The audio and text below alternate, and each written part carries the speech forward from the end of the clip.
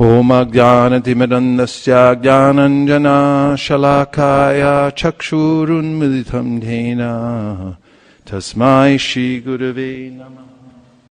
I offer my respectful obeisances to His Divine Grace A.C. Bhaktivedanta Swami Prabhupada, and to all the previous acharyas, and to all the devotees who have joined us today, because you are Vaishnavas and therefore the most worshipable in the three worlds. Hare Krishna. Om Namo Bhagavate Vasudevaya. Om Namo Bhagavate Vasudevaya. Om Namo Bhagavate Vasudevaya. We're reading from the Srimad Bhagavatam, Canto 7, Chapter 14, Ideal Family Life. And we're at starting up at text number 1. Sri Yudhishthira is having a conversation with Narada Muni. And Narada Muni is explaining the ways to live here in this world so that one can be balanced enough to practice spiritual life. He describes Varnashrama. And here he's describing, is Narada, the Grahastha Ashrama. Shri Yudhishthira Vacha Grahastha Etam Pandavim Vidana Yena Chandas Jasa Yadya Deva Rishe Bruhi Madrisho Griha Mudati. So Yudhishthira, King Yudhishthira, Sri Yudhishthira Vacha, King Yudhishthira said, Grahastha, a person living with his family. Etam, this, the process mentioned in the previous chapter. Previous chapter is known as the behavior of a perfect person. Padavim, position of liberation. Vidana, according to the instructions of Vedic scripture. Yena, by which, cha, also, anyasa, easily, yayat, may get, deva rishe, O great sage among the demigods, bruhi, kindly explain, madrisha, such as me, griha mudhati, completely ignorant of the goal of life. Maharaj Yudhishthira inquired from Narada Muni, O my Lord, O great sage, kindly explain how we who are staying at home without knowledge of the goal of life may also easily attain liberation according to the instructions of the Vedas. Purport: in the previous chapters, the great sage Narada has explained how a brahmachari, a vanaprastha, and a sannyasi should act. He first explained the dealings of a brahmachari, vanaprastha, and sannyasi, because these three ashramas or statuses of life are extremely important for fulfillment of the goal of life. One should note that in the brahmachari ashrama, vanaprastha ashrama, and sannyas ashrama, there is no scope for sex life, whereas sex is allowed in grahastha life under regulations. Narada Muni therefore first described brahmacharya, vanaprastha, and sannyas because he wanted to stress that sex is not at all necessary, although one who absolutely requires it is allowed to enter the grahastha life, or household life, which is also regulated by the Shastras and Guru. Yudhishthira Maharaj could understand all this. Therefore, as a grahastha, he presented himself as griha mudadi, one who is completely ignorant of the goal of life. A person who remains a householder in family life is certainly ignorant of life's goal. He is not very much advanced in intelligence. As soon as possible, one should give up his so-called comfortable life at home and prepare to undergo austerity or tapasya. Tapo divyam putraka. According to the instructions given by Rishabhadeva to his sons, we should not create a so-called comfortable situation, but must prepare to undergo austerity. This is how a human being should actually live to fulfill life's ultimate goal. Nayam deho bhajam nriloke kashtan kama marhate vidbhujamye tapo divyam putraka yena sattvam shudyat yasmat brahma saukyam tonantam. Lord Rishabhadeva, in his teachings to his 100 sons, says that dogs and hogs can get sense gratification. So humans shouldn't try for sense gratification, but instead they should take up tapasya, but not any kind of tapasya, tapo divyam, divine tapasya, so that they can get purified, shudyat brahma saukyam tvanantam, and attain the greatest happiness that goes on forever. And here also in the word vidina, according to the instructions of Vedic scripture, human life is meant to be regulated by scripture. There's Shastra and there's Shastra. Shastra means the Vedic literature, and Shastra means the sword or a weapon. So if we're not amenable to following the Shastra, the scriptures, then we are ruled by the sword. We're punished by material nature. And therefore, one who becomes intelligent knows that I should live by certain regulations given in the Shastra, and then my life will be perfect. So this is the question that Maharaj Yudhishthira is asking to Narada Muni. And in asking the question, he presents himself as being ignorant. He claims that I don't know anything about this, and therefore sets the example for the way in which one should approach one's spiritual master. So a similar way in which Chaitanya Mahaprabhu presented himself before his spiritual master. He said, as I'm a murka, or fool, and therefore whatever my guru tells me, I accept. In fact, his guru told him, you're a fool, and you should simply take this teaching from me, coming straight from the Vedic scriptures.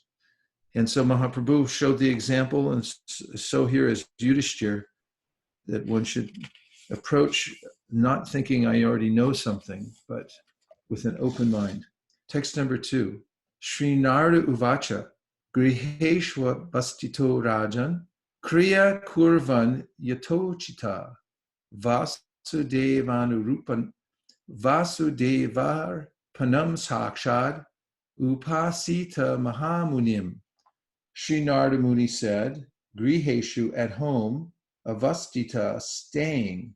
A householder generally stays home with his wife and children. Rajan, O king, Kriya, activities, Kurvan, performing, Yatochita, suitable, as instructed by the Guru and Shastra, Vasudeva, unto Lord Vasudeva, Arpanam, dedicating, Sakshad, directly, Upasita, should worship Mahamunim, O great devotees, the great devotees. And the translation is Narada Muni replying to Yudhishthira, and he says, my dear king, those who stay at home as householders must act to earn their livelihood, and instead of trying to enjoy the results of their work themselves, they should offer these results to Krishna. Vasudeva, Narada Muni replied, my dear king, those who stay at home as householders must act to earn their livelihood, and instead of trying to enjoy the results of their work themselves, they should offer these results to Krishna, Vasudeva. How to satisfy Vasudeva in this life can be perfectly understood through the association of great devotees of the Lord. Purport: the format for Grihastha life should be dedication to the Supreme Personality of Godhead. In the Bhagavad Gita 6:1, it is said, Anashrita karma palam, karyam karma karotiya, sasanyasi cha yogi cha, na niragnir na chakriya. One who is unattached to the fruits of his work and who works as he is obligated is in the renounced order of life, and he is the true mystic, not he who lights no fire and performs no work. Whether one acts as a brahmachari, grihastha, vanaprastha, or sannyasi, he must act only for the satisfaction of the Supreme Personality of Godhead, Vasudeva, Krishna, the son of Vasudeva. This should be the principle for everyone's life. Narada Muni has already described the principles of life for a brahmachari, vanaprastha, and sannyasi, and now he is describing how a grihastha should live. The basic principle is to satisfy the Supreme Personality of Godhead. The science of satisfying the Supreme Lord can be learned as described here. Sakshat upasita mahamunim. The word mahamunim refers to great saintly persons or devotees. Saintly persons are generally known as munis, or thoughtful philosophers concerned with transcendental subject matters, as Mahamunin refers to those who have not only thoroughly studied the goal of life, but who are actually engaged in satisfying the Supreme Personality of Godhead, Vasudeva. These persons are known as devotees. Unless one associates with devotees, one cannot learn the science of Vasudevanurupa, Vasudevarpana, or dedicating one's life to Vasudeva, Krishna, the Supreme Personality of Godhead. In India, the principles of this science were followed strictly. Even 50 years ago, I saw that in the villages of Bengal and the suburbs of Calcutta, people engaged in hearing Srimad Bhagavatam daily when all their activities ended, or at least in the evening before going to bed. Everyone would hear the Bhagavatam. Bhagavat classes were held in every village, and thus people had the advantage of hearing Srimad Bhagavatam, which describes everything about the aim of life, liberation, or salvation.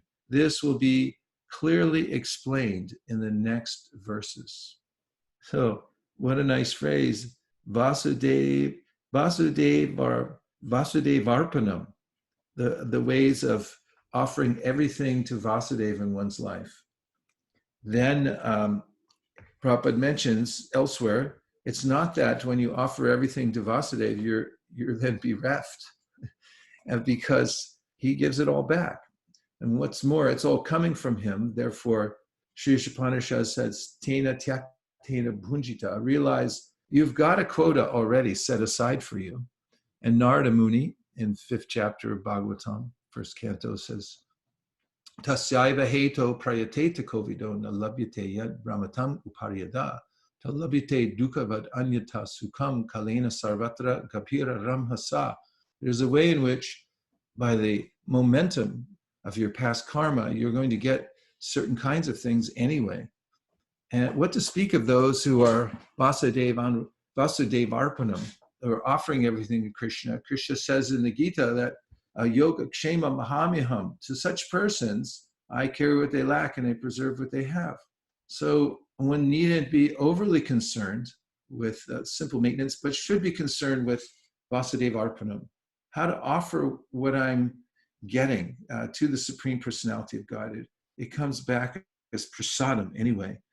What's more, the kind of wealth that one develops, if given to Vasudeva, becomes an eternal credit for the soul who's the giver. Whereas if it simply is eroded or it's taken away, then one doesn't get any credit, because money comes and goes. It's chanchala, Lakshmi.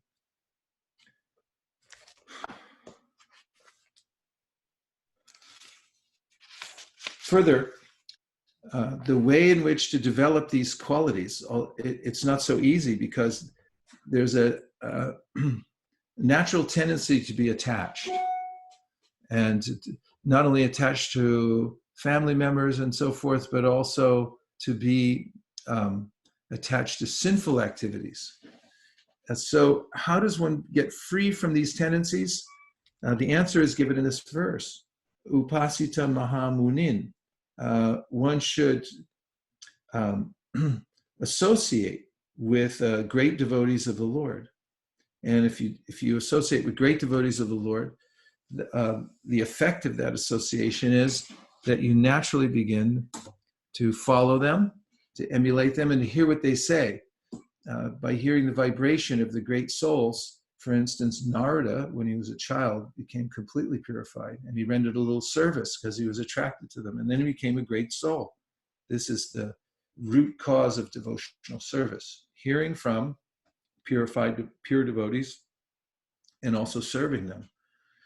That's the way in which one makes gradual progress in the path of devotional service. Satam prasangam mamavirya samvido bhavanti hritkarna rasayana kata tajjoshanad ashwapavarga vartmani shararatir bhaktir anukramishriti. It's the way in which one hears wonderful sound vibrations that come from the pure devotees, and by hearing those sounds, one changes one's mind about staying in the material world and starts to endeavor to go back to the spiritual world. And then step by step, by the association of those great souls, one makes progress. Devananda Pandit, who was teaching Bhagavatam in Navadvip, was actually not a devotee or a pure devotee at all. In fact, he was, from an intellectual point of view, presenting Bhagavatam. And one day when Srivas Pandit had entered into his class to listen and was feeling so much ecstasy just from hearing the verses of the Bhagavatam that he showed symptoms of ecstasy in the class. And some of the students of Devananda unceremoniously grabbed Srivasa and threw him out of the class. And Devananda didn't stop him because he didn't know any better. And later on, Chaitanya Mahaprabhu severely chastised Devananda and told him that he was a great offender. He didn't know anything about Bhagavatam. He had no business reading Srimad Bhagavatam, what to speak of teaching it and so forth. And by the chastisement of Mahaprabhu and then subsequent association with Vikreshwar Pandit, who was a pure devotee of the Lord, he became attached to Vikreshwar, actually. And by association with Vikreshwar Pandit, then Devananda also became a great devotee. So we see this is the process for advancement. Now we'll take a few reflections or questions from what we've read or heard so far. So Shraddha will make it so you can unmute yourself. So just unmute and then ask a question.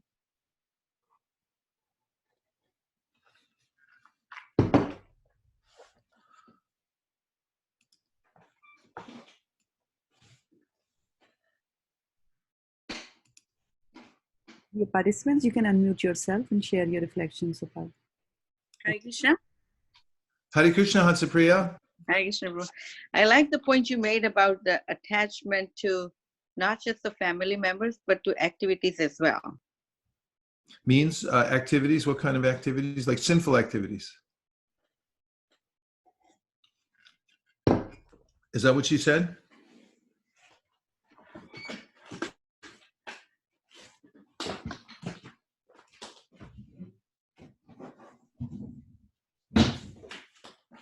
Hansapriya, you still there?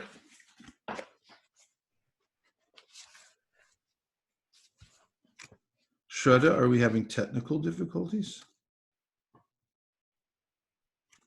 Okay, can you hear me now? Yes, I can. Oh, okay. I was just saying that attachment to sinful activities is pretty scary because it's a slippery slope. Little by little, it just creeps into something, such a big thing that by the time you realize that, it has taken so much space in your mind, in your day, and, with the family, then, somebody can at least come snaps you and wake you up. But yes, that's true. Sorry, I'm just pulling out a verse as you're speaking. Sorry.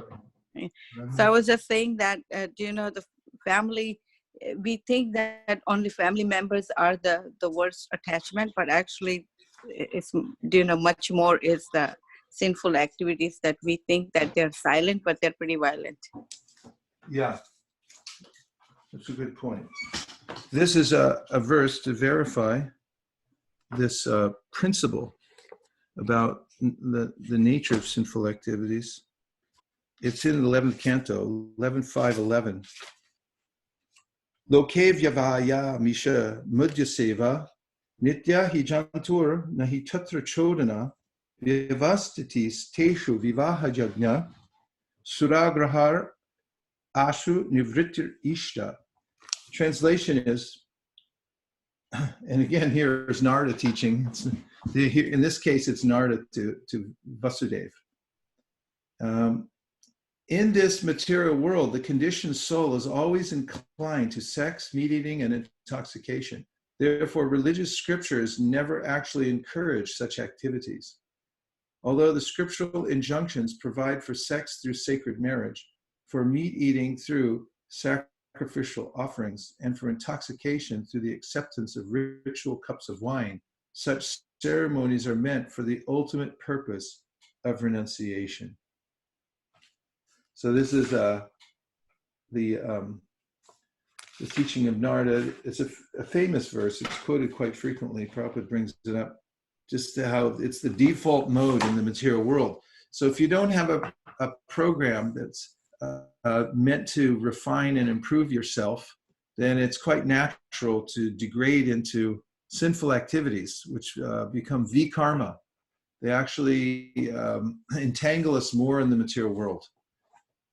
And so people need to have a program through which they can elevate themselves gradually, especially association with devotees and bhajana kriya, a series of karma pravartana activities given by the previous acharyas that one can engage one's senses in. For instance, we may notice now when staying at home in one place that it's important to stay regulated. For instance, if you have deities in your home, you should worship the deities, because there's a natural joy that awakens in your heart when you see the deities. And you go, hey, you're here? I can stay here. It's no problem. If you're here, I'll be here. And that they tell us, through the heart, that when you're worshiping them, that hey, everything's all right. You'll just worship me. We'll take care of it. And then having a steady hearing and chanting program is very important. One devotee who is overseas, and we're trying to get him back. Nirkula was on the phone for hours this morning trying to get the last flight out, and lots of things. And one of his mentors in India told him, because he was trying to make a decision what to do, and he was finding it hard. So one of his mentors said, did you finish your rounds? And he said, not yet. And he said, finish your rounds. And when he finished his rounds, he said, now I know what to do. So unless we finish our rounds, we won't know what to do. And unless we hear Bhagavad Gita and Srimad Bhagavatam every day, we won't have good decision-making capabilities, and we won't feel whole. So it's very, very important to have a steady program that we work every single day. It's important to count things so that you know you're making progress. Prabhupada used to say, drops a day wear the stone away. Something that I've done for some time, and it helps me immensely, is when I'm, now see, this is a series of shlokas that I'm learning for my Bhaktivedanta test. I don't know if these will all be on there, but I'm going to learn them all anyway. And then I put the goal on the top of the page that I'll chant this set of shlokas 108 times. So it'll be 108 days.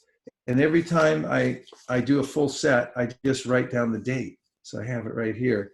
And then I chip away a little bit at a time. And once you start getting some, continuum of numbers here, you start to feel like, well, I'm not giving it up because I got to make it to 108. By the time you do that, then you'll find that the verses start to carry you. Like people used to say in the airports all the time, it's like, I can't carry this book. And you say, don't worry, the book will carry you. So in the same way, this investment we make in the transcendental sound every day is vital for our health. Otherwise, we'll naturally fall down into the lower modes of nature. And just working isn't enough. I mean, people go crazy if they're not working. And it's important for humans to work. They can't even maintain their physical bodies without work, says Krishna in the Bhagavad Gita. It's a kind of torture when people can't do their work. However, it's not enough. There has to be Vasudeva Arpanam. You have to be working and giving away some of what you're doing to Vasudeva. Otherwise, even the work won't make you feel happy. So this is the secret to Grihastha life. You have these objects of enjoyment around you, but everything has to be engaged in Krishna's service somehow or other. Then we can become happy. Prabhupada told Grihasthas they should give 50% of their income, but if you can't do that, at least give some portion of it to Krishna. And also those Grihasthas who are going out on Sankirtan or dedicating, huge portions of their time to doing deity worship and so forth, they're Vasudeva Arpanam. There's no doubt about it. Mamchayo vyabhicharena bhakti yogena sevate sagunan samatityaitan brahma bhuya yakalpate. One who constantly engages in devotional service, and constantly means at least every day you do your program complete. That devotee will rise above the modes of material nature and come to the level of Brahman. And Prabhupada mentioned, I probably told you this a few times because the point struck me. so profoundly, and that is in the ocean of material nature, you don't have to be way above the ocean to not drown. You just have to be at least 1 inch above it. So don't stay down in the water, whatever you do. Get above it somehow. And it's by hearing Bhagavatam and doing the other spiritual activities. Any other comments?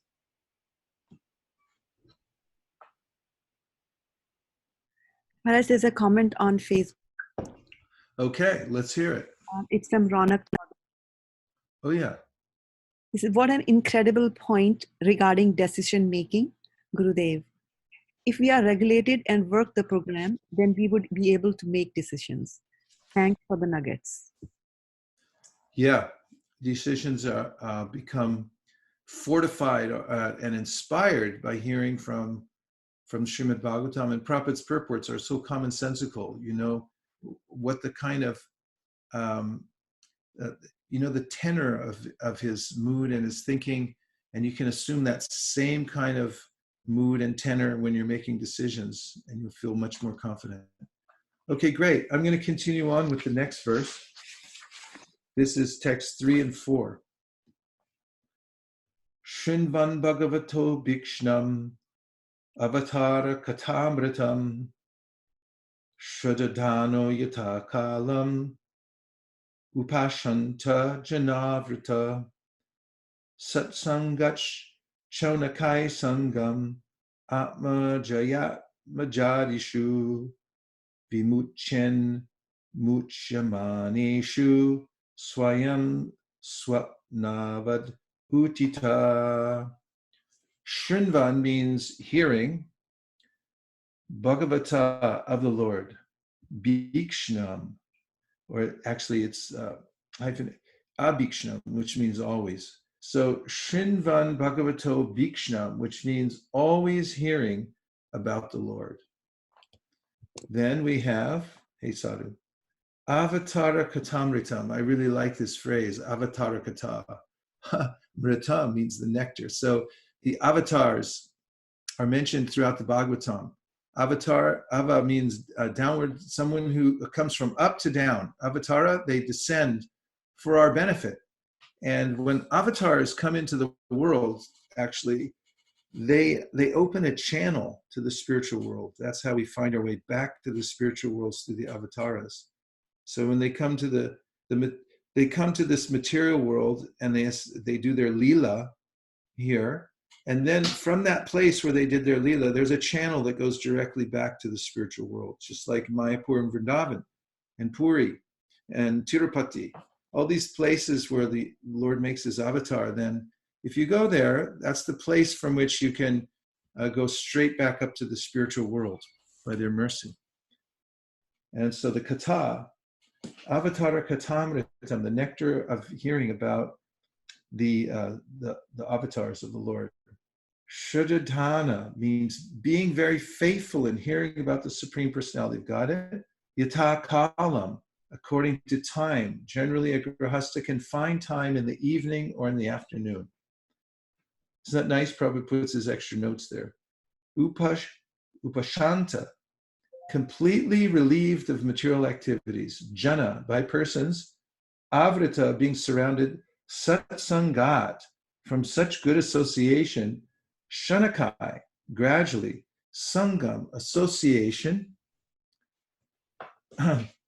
Atma, in the body.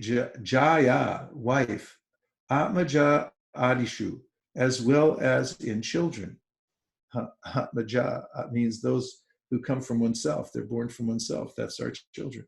Vimunchet, one should get free from the attachment for such association. Muchamanishu, being severed from him. Swayam, personally. Swapnavat, like a dream. Utita, awakened. A grahasta must associate again and again with saintly persons, and with great respect he must hear the nectar of the activities of the Supreme Lord and his incarnations, as these activities are described in Srimad Bhagavatam and other Puranas. Thus one should gradually become detached from affection for his wife and children, exactly like a man awakening from a dream. Srila Prabhupada's purport. The Krishna consciousness movement has been established to give grihastas all over the world an opportunity to hear Srimad Bhagavatam and Bhagavad Gita specifically. The process, as described in many ways, is one of hearing and chanting. Shrimvatam swa kata Krishna punya shravana kirtana. Everyone, especially the grihastas who are mudhadi, ignorant about the goal of life, should be given opportunities to hear about Krishna.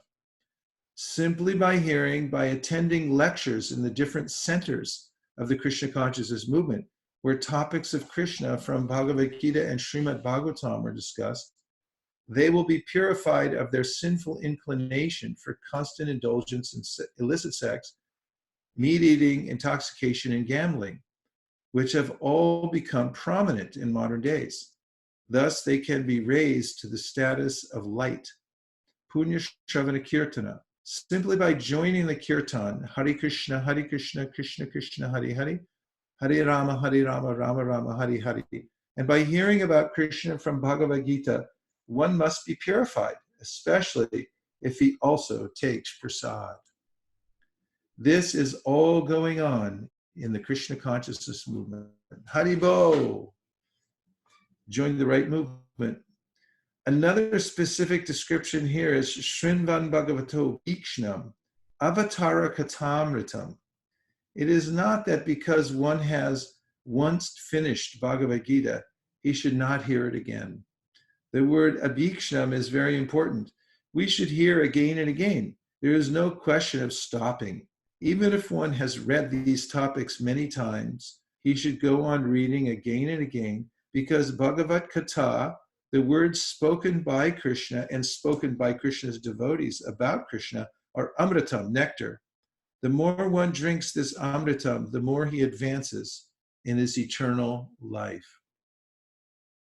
The human form of life is meant for liberation. But unfortunately, due to the influence of Kali Yuga, every day the grihastas are working hard like asses. Early in the morning, they rise and travel even 100 miles away to earn bread. Especially in the Western countries, I have seen that people awaken at 5 o'clock to go to offices and factories to earn their livelihood.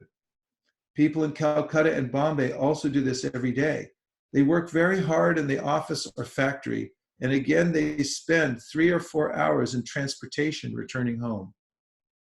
Then they retire at 10 o'clock and again rise early in the morning to go to their offices and factories.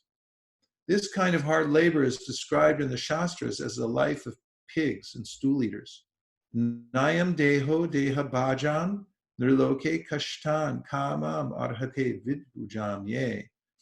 Of all living entities who have accepted material bodies in this world, one who has been awarded this human form should not work hard day and night simply for sense gratification, which is available even for dogs and hogs that eat stool. That's an important verse. It's in the 5th canto, 5th chapter, verse number 1, the first instruction that Rishabhadeva gives to his sons. One must find some time for hearing Srimad Bhagavatam and Bhagavad Gita. This is Vedic culture. One should work 8 hours at the most to earn his livelihood. And either in the afternoon or in the evening, a householder should associate with devotees to hear about the incarnations of Krishna and his activities, and thus be gradually liberated from the clutches of Maya. However, instead of finding time to hear about Krishna, the householders, after working hard in offices and factories, find time to go to a restaurant or a club, where instead of hearing about Krishna and his activities, they are very much pleased to hear about the political activities of demons and non-devotees, and to enjoy sex, wine, women, and meat eating, and in this way waste their time. This is not grihastha life, but demoniac life. The Krishna consciousness movement, however, with its centers all over the world, gives such fallen and condemned persons an opportunity to hear about Krishna.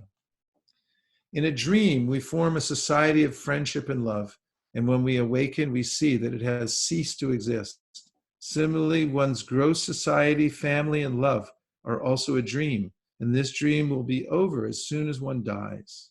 Therefore, whether one is dreaming in a subtle way or a gross way, These dreams are all false and temporary. One's real business is to understand that one is soul, aham brahmasmi, and that his activities should therefore be different. Then one can be happy.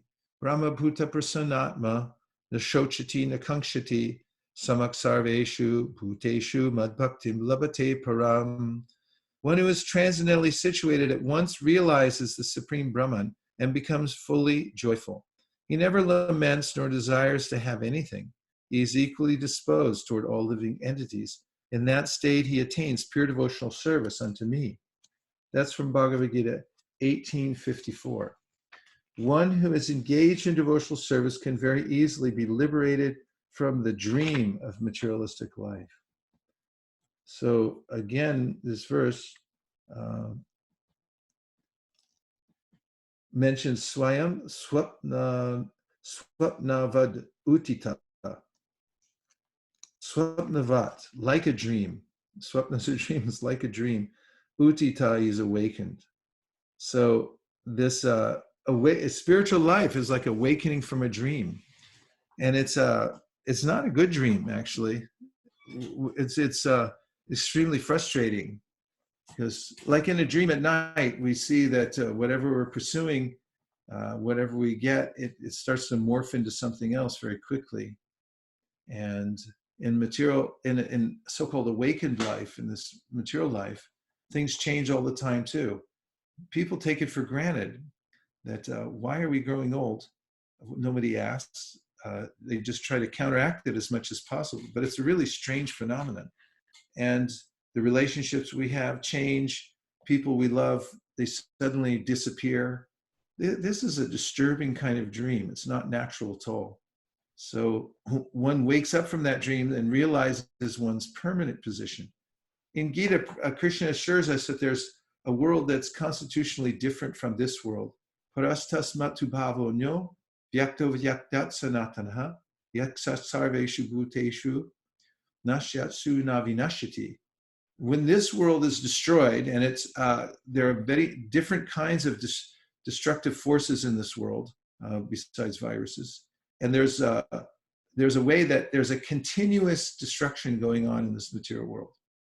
And then there are partial annihilations of the material world, and then complete at the end.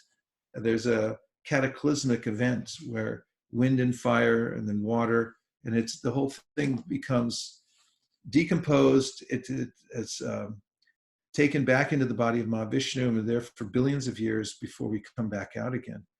So this is not a very congenial environment for us.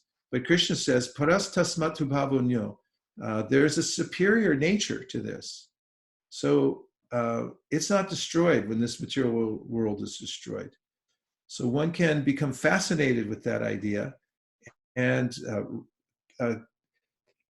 by the process of bhakti, one can then start to associate with that spiritual world through sound, and then develop one's relationship. Even as we walk in this destructive material world, we can be aloof because we already are rooted in the spiritual world. We're connected to it. And the more that we steadily maintain the process of bhakti by hearing and chanting and serving, being Vasudeva Arpanam, giving of ourselves in service to Krishna and the devotees, then we naturally become situated in the spiritual world. This is Tanama Rupa Charitari Sukirtananu Smrityo Kramena Rasanamanasini Yoja. Tishtan Vraje, we come situated in Raj, actually. As we're hearing from the devotees in our line of disciplic succession, Rupa, Sanatan, and all the other representatives coming down through Srila Prabhupada, and the present day devotees who have imbibed this same mood. When we hear and associate with them, then we also become established in that spiritual world in Vraja, by that process. Now we'll take a few comments or questions about this verse. There's a lot here. Go ahead, Mukharvinda Prabhu.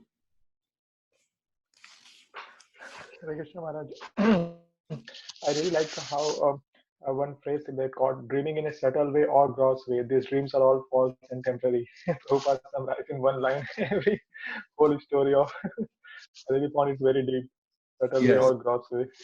that's true. Yeah. Thank you very much. Did anybody notice this point? Shrinvan Bhagavato Bhikshnam Avatara Katamritam. Prabhupada writes, it is not that because one has once finished Bhagavad Gita, he should not hear it again. Yes, yes, The word I of noticed. Bhikshnam is important. We should hear it again and again. There's no question Again of and again. stopping, right? Yes, I noticed, Guru. Yeah, you notice that. So that there's no end to the Bhagavad Gita. We hear it again and again and again throughout our lives, and the more times we can complete it by having a regulated program of hearing, the deeper we're able to penetrate and to be able to advance in bhakti. What else? We have a few comments on Facebook, Maharaj. Okay, let's hear the comments on Facebook. So we have Dilip Bhai Patel on Facebook, and he Yes. says, Hare Krishna Maharaj, it's a routine right now to listen to your wonderful Krishna Katha, as we now have lots of time. Thank you for giving us this opportunity. Thanks for joining. Takes two to tango. Then we have Preeti Radhika Dasi. She's saying, Avtar descends and opens a channel for others to go back home like the dhams. No wonder when we visit dham, we feel transported and it's hard to leave the dham. Also, this was so wonderful that with Krishna Katha, we can be in this material world, but rooted in spiritual world like a lotus flower. Yes, that's true. And furthermore, the Bhagavatam is an avatar also. Krishna swadamo pagate dharmaganadi bisaha kalo nashta drishamesha punar narko denodita. That just after Krishna departed for his own abode, he's the avatari, he's the source of all the avatars. Then the Bhagavatam appeared. Now Bhagavatam is an avatar. It's appeared in this world. It's made its transcendental descent. Tadvag visargo janataga viplavo yasmin pratishlokam abadyavatyapi namanyanantasya yashonkitani akshinvanti gayanti gridanti sadhava. Narada confirms this in the 5th chapter of the Bhagavatam, first canto, when he says that this is not from this creation, this Bhagavatam. It's a different creation altogether. It's Krishna. It's coming from the spiritual world. So it's avatar also. So you can be in the storm somewhere, but if you're absorbed in Bhagavatam and devoted to Bhagavatam and worshiping Bhagavatam with your body, mind, and words, as is recommended, stanestita shutigatam tanuvan manobir. Wherever you are situated now on lockdown, don't worry about it. You have a channel right to the spiritual world through Bhagavatam. And what do? Stanestita shutigatam tanuvan manobir. Tanu means body. Van manobir. With your body, mind, and words, do you worship the Bhagavatam? And by that means, the channel opens up and you enter into the spiritual world. It lends new meaning to the phrase, beam me up, Scotty, which some of you might have heard of from the old days. Okay, Manjula Kanta. Hare Krishna, Guru Maharaj. Hare Krishna. Maharaj, I still remember your statement from yesterday from Srila Prabhupada's Viraha, Vrindavan Bhajan. Yes. Says, eating the mind's bananas. It just stayed with me all day. We will eat anything the mind offers us when we're bored or we can't focus. So it's really nice. And today's I wanted to thank you because I had a question and you answered it. I was going to ask you that I understand that this material world is so painful, and anyone who's come into Krishna consciousness and following gets a very clear understanding of that part. But we fail to get the other side, which is how wonderful the spiritual dham is. We understand what we're trying to let go of, but we don't understand where we're trying to get. And then you read for us today that, it just stay in there, keep reading, and it will slowly, you'll be able to connect. I really liked your lecture today because it answered that question. Oh, good, Manjula Kanta. Thank you very much. Yeah, it's important. Yes, please go ahead. I have a practical question though. Okay. That, more than ever, we have family and it looks like the world is connecting much more than ever before. Like you said, you get more calls, more contacts. And everybody wants to talk about something that's not really spiritually beneficial to you. Sometimes as a family member or a person, you have to sound supportive to them, but we're just wasting time, like you said, on topics of irrelevance and no importance. Is it okay to just distract them and get away? Or should we do our service by staying there and listening to them?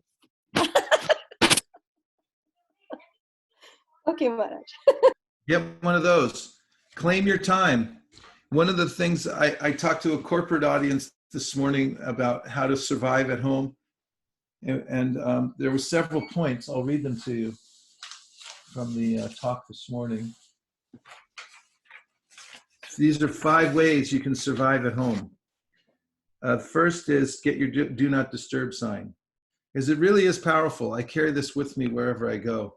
And once you hang it up, everyone starts to take your time and space seriously, because you claim your time. It's your thing. The second is make sure that you have a tight morning routine. Make sure it's airtight. So because if people see you, if you're around others and they see there's gaps in your routine, they'll move right in. And so, so will your mind and everyone else in the universe.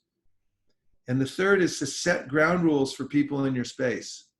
So let people know this is how I operate when I'm at home. I have to have my time. I'll give you the compassionate time, but I'm not just open for unlimited answering questions, phone calls, and things like that.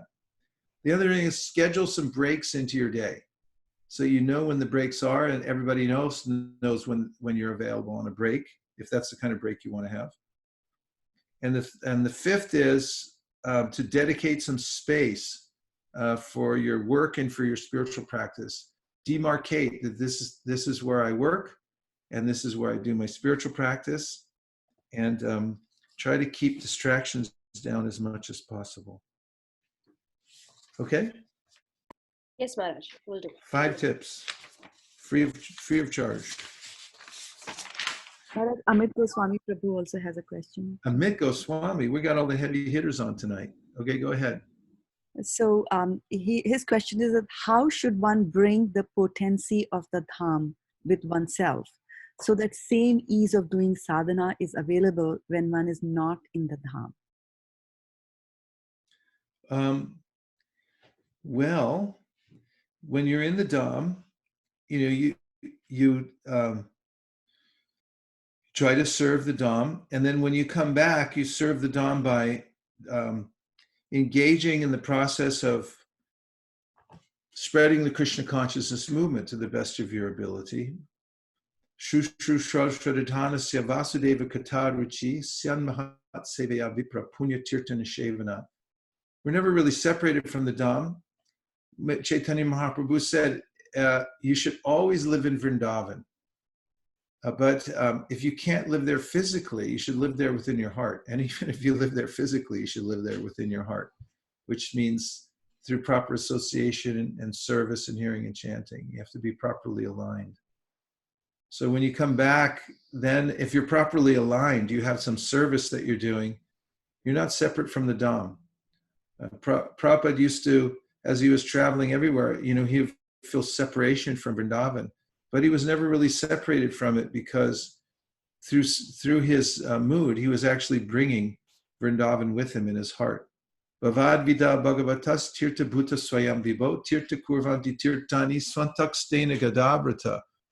This verse comes in the first canto of the Bhagavatam, when Yudhishthir tells Vidura that you are a walking place of pilgrimage. In other words, the Dham is within your heart, because you've developed to that point where you have love for Krishna in your heart. And when that's there, wherever such a devotee goes, he or she never feels separation. Well, feels separation from the Dham, but is never separated from it. And others get affected by the association of such a person. So the short answer, or shorter-ish, is to stay aligned with your service to Guru and Krishna, and hear and chant in the association of devotees. And by that process, you'll be aligned with the Dham. You'll bring it back with you. Thank you, Amit Prabhu. Well, there's another comment on YouTube, and this was from a little while ago, from Richa Gupta Mataji. And Richa, how nice, from Pune. Yes. And she's reflecting that if we cannot take austerity willingly, it'll come forcefully. It sounds like a personal realization. Yeah, haven't we all realized? Yeah. Yes. So preemptively offering oneself. It's like if you take up fasting on the holy days, like you say, I'm going to fast on Ekadashi. It's like I'll just do it myself. Don't impose it upon me.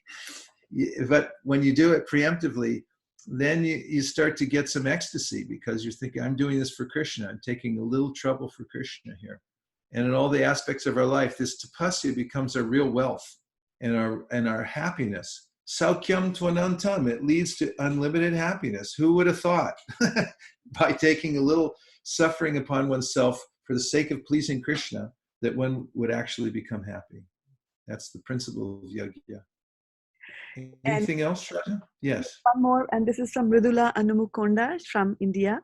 And Nice. she's saying that this is reminding her, and she has submitted a verse in evidence, which is from Srimad Bhagavatam, first canto, first chapter. It's the verse number 19, which says that Vayam tuna vitripyama uttam shloke vikrame yat srinvatam rasa jnanam swadu swadu pade pade.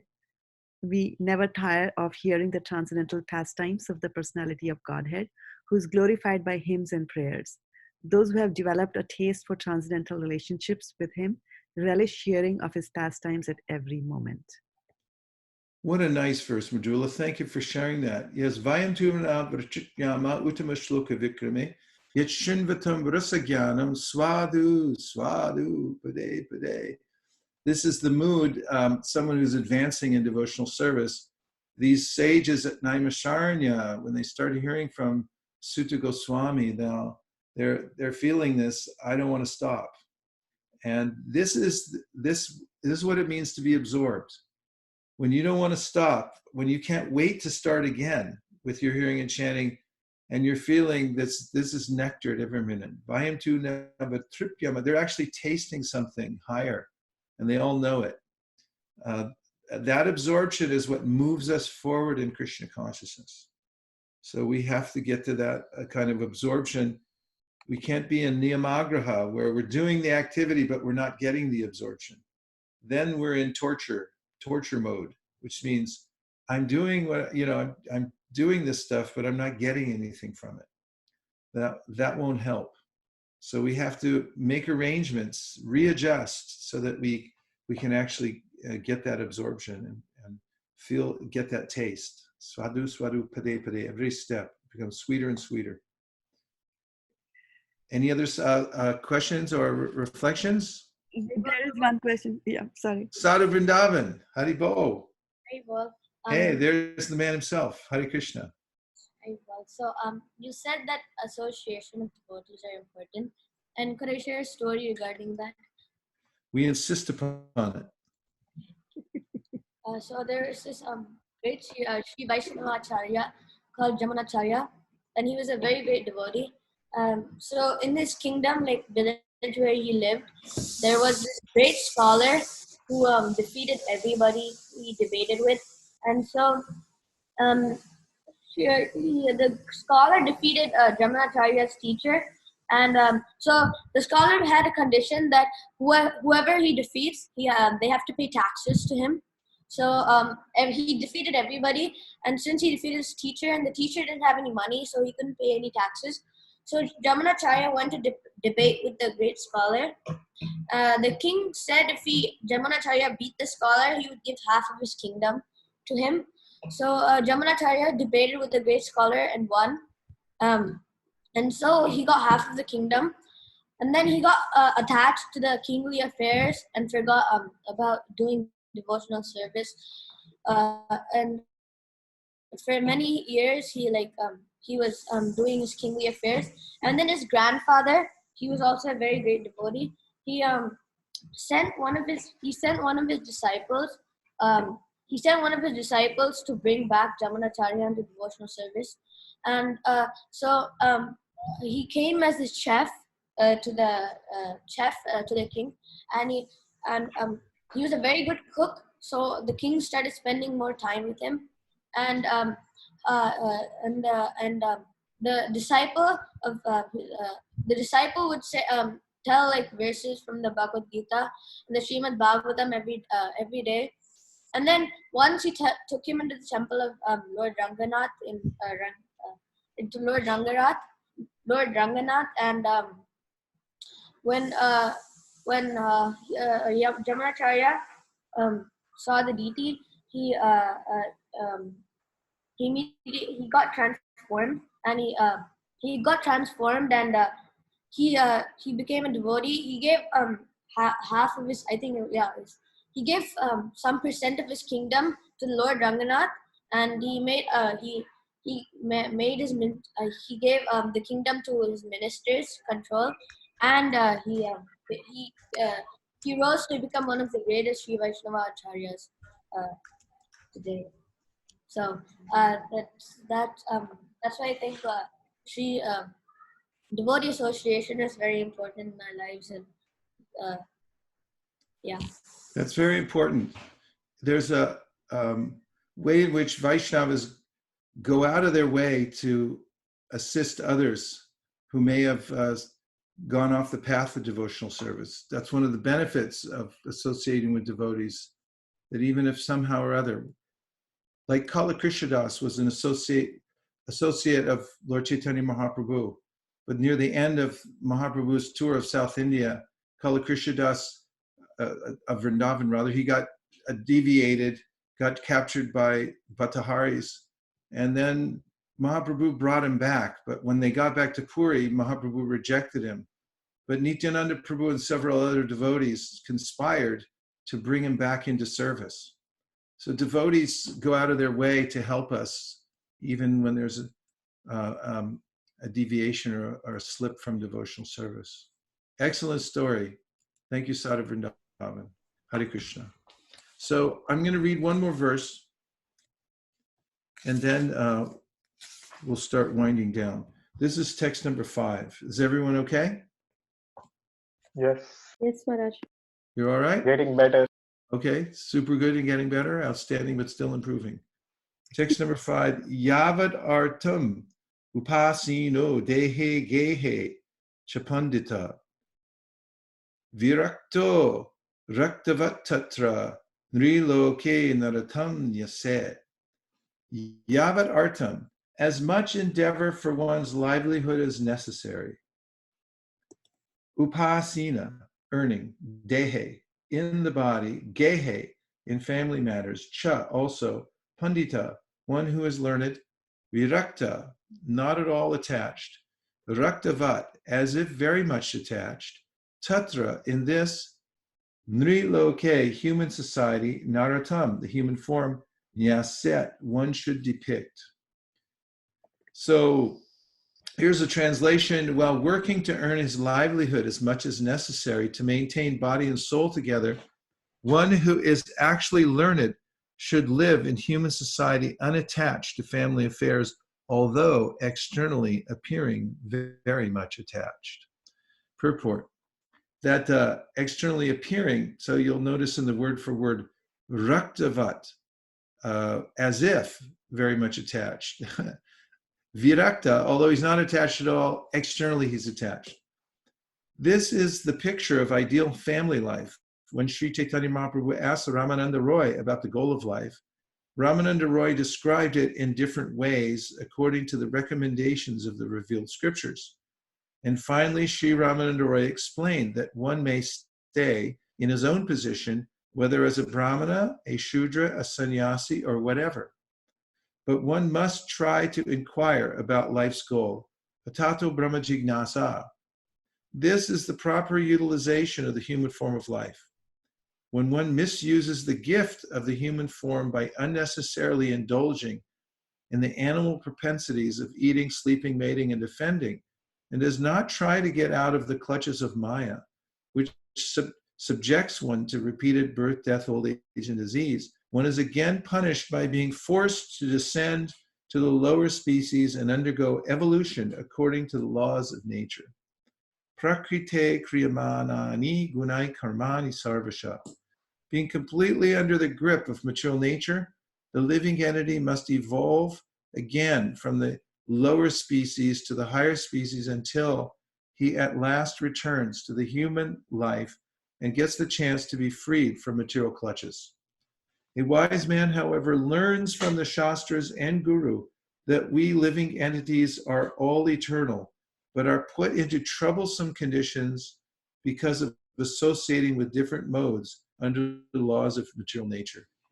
He therefore concludes that in the human form of life, he should not endeavor for unnecessary necessities, but should live a very simple life, just maintaining body and soul together. Certainly one requires some means of livelihood, and according to one's varna and ashrama, this means of livelihood is presented in the Shastras. One should be satisfied with this. Therefore, instead of hankering for more and more money, a sincere devotee of the Lord tries to invent some ways to earn his livelihood, and when he does so, Krishna helps him. Earning one's livelihood, therefore, is not a problem. The real problem is how to get free from the bondage of birth, death, old age, and birth, death, and old age. Attaining this freedom and not inventing unnecessary necessities is the basic principle of Vedic civilization.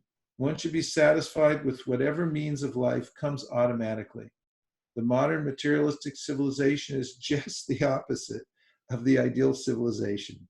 Every day, the so-called leaders of modern society invent something contributing to a cumbersome way of life that implicates people more and more in the cycle of birth and death, old age, and disease.